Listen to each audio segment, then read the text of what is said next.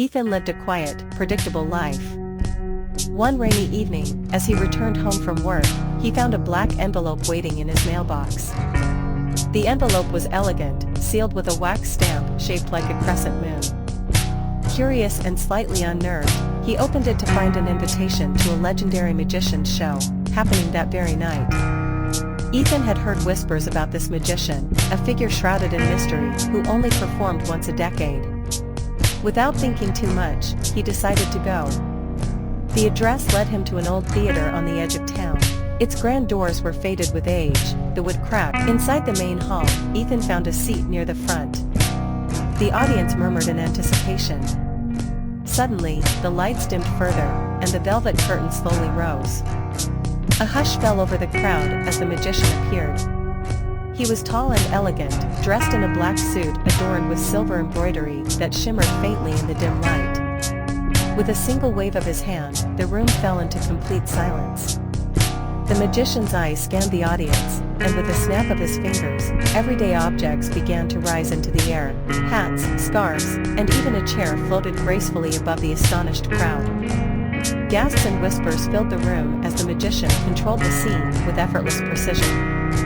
Then, his gaze landed. When he reached the stage, the magician smiled and clapped his hands. Behind him, a swirling portal of blue and gold energy materialized, glowing brightly. Ethan froze, staring at the mesmerizing vortex. The magician gestured for him to step through.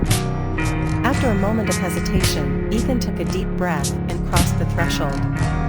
He found himself in a surreal, otherworldly landscape.